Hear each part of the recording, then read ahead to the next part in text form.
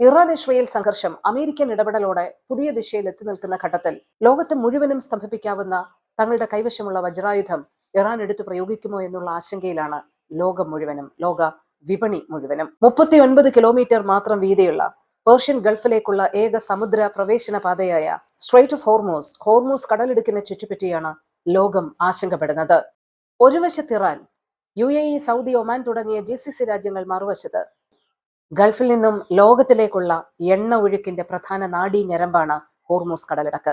അതടയ്ക്കപ്പെട്ടാൽ ലോക വിപണിയെ തകിടമറിച്ചുകൊണ്ട് എണ്ണവില കുത്തനെ ഉയരും.